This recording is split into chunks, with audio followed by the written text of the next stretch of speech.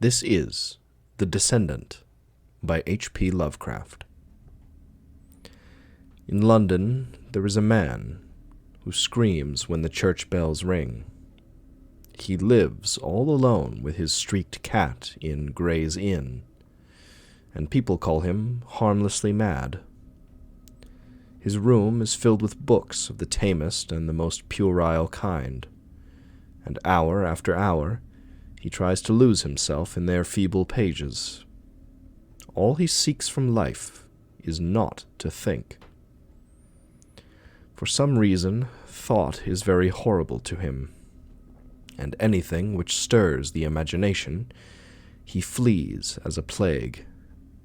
He is very thin and gray and wrinkled, but there are those who declare he is not nearly so old as he looks. Fear has its grisly claws upon him, and a sound will make him start with staring eyes and sweat-beaded forehead. Friends and companions he shuns, for he wishes to answer no questions. Those who once knew him as scholar and aesthete say it is very pitiful to see him now. He dropped them all years ago, and no one feels sure whether he left the country or merely sank from sight in some hidden byway. It is a decade now since he moved into Gray's Inn, and of where he had been he would say nothing, until the night young Williams brought the Necronomicon. Williams was a dreamer, and only 23, and when he moved into the ancient house, he felt a strangeness and a breath of cosmic wind about the gray, wizened man in the next room. He forced his friendship where old friends dared not force theirs, and marveled at the fright that sat upon this gaunt, haggard watcher and listener. For that the man always watched and listened, no one could doubt. He watched and listened with his mind more than with his eyes and ears, and strove every moment to drown something in his ceaseless poring over gay, insipid novels. And when the church bells rang, he would stop his ears and scream, and the gray cat that dwelt with him would howl in unison until the last peal died reverberantly away. But try as Williams would, he could not make his neighbor speak of anything profound or hidden. The old man would not live up to his aspect and manner, but would feign a smile and a light tone, and prattle feverishly and frantically of cheerful trifles, his voice every moment rising and thickening, until at last it would split in a piping and incoherent falsetto. That his learning was deep and thorough, his most trivial remarks made abundantly clear, and Williams was not surprised to hear that he had been to Harrow and Oxford. Later it developed that he was none other than Lord Northam, of whose ancient hereditary castle on the Yorkshire coast so many odd things were told. But when Williams tried to talk of the castle and of its reputed Roman origin, he refused to admit that there was anything unusual about it. He even tittered slightly when the subject of the supposed under-crypts, hewn out of the solid crag that frowns on the North Sea, was brought up. So matters went until that night when Williams brought home the infamous Necronomicon of the mad Arab Abdul al-Hazred.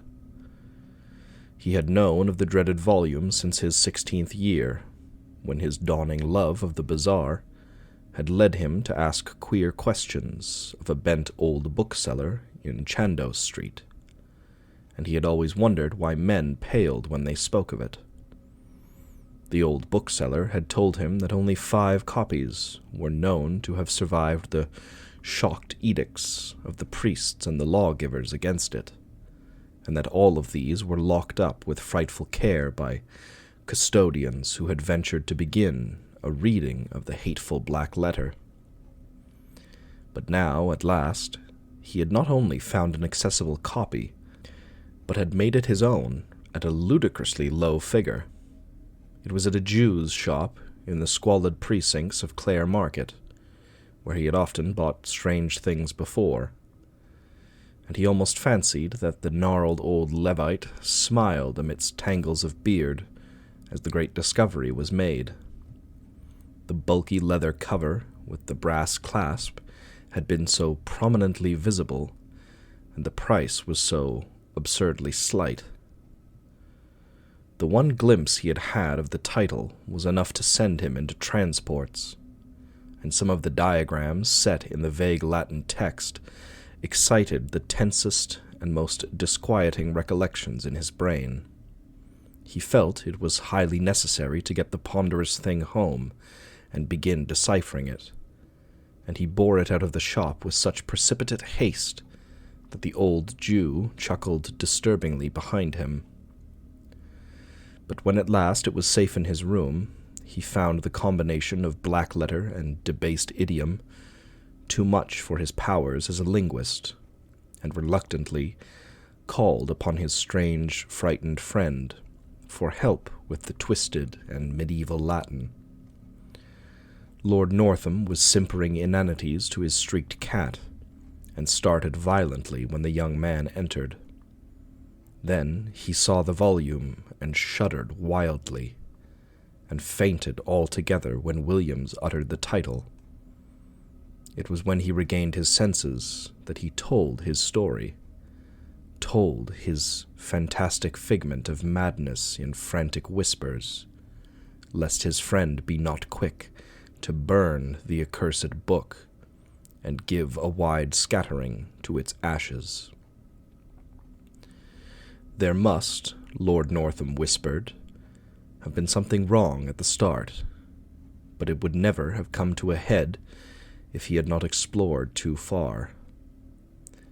He was the 19th Baron of a line whose beginnings went uncomfortably far back into the past, unbelievably far, if vague tradition could be heeded, for there were family tales of a descent from pre-Saxon times, when a certain Cnaeus Gabinius Capito, military tribune in the 3rd Augustan Legion, then stationed at Lindum in Roman Britain, had been summarily expelled from his command for participation in certain rites unconnected with any known religion.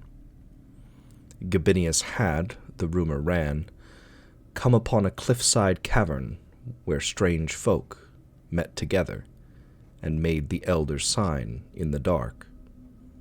Strange folk whom the Britons knew not, save in fear, and who were the last to survive from a great land in the west that had sunk, leaving only the islands with the raths and the circles and shrines, of which Stonehenge was the greatest.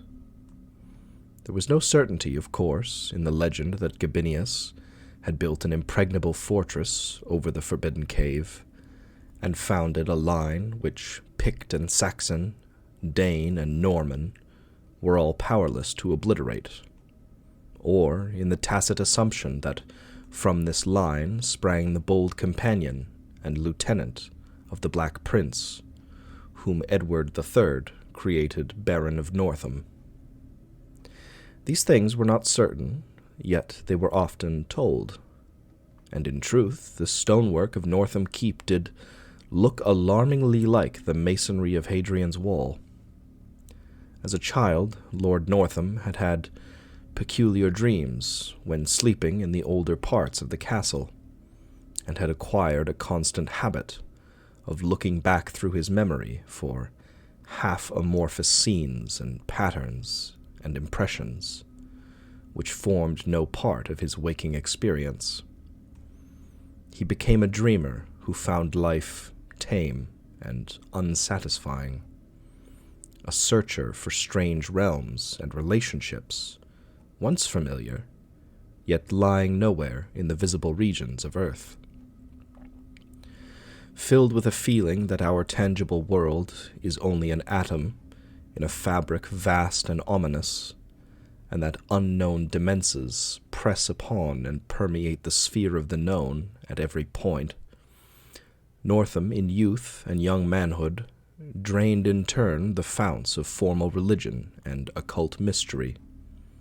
Nowhere, however, could he find ease and content. And as he grew older, the staleness and limitations of life became more and more maddening to him. During the 90s, he dabbled in Satanism, and at all times he devoured avidly any doctrine or theory which seemed to promise escape from the close vistas of science and the dully unvarying laws of nature. Books like Ignatius Donnelly's chimerical account of Atlantis he absorbed with zest, and a dozen obscure precursors of Charles Fort enthralled him with their vagaries. He would travel leagues to follow up a furtive village tale of abnormal wonder, and once went into the deserts of Arabia to seek a nameless city of faint report, which no man has ever beheld. There rose within him the tantalizing faith that somewhere an easy gate existed, which, if one found, would admit him freely to those outer deeps, whose echoes rattled so dimly at the back of his memory. It might be in the visible world, yet it might be only in his mind and soul. Perhaps he held within his own half-explored brain that cryptic link which would awaken to him elder and future lives in forgotten dimensions, which would bind him to the stars and to the infinities and eternities beyond them.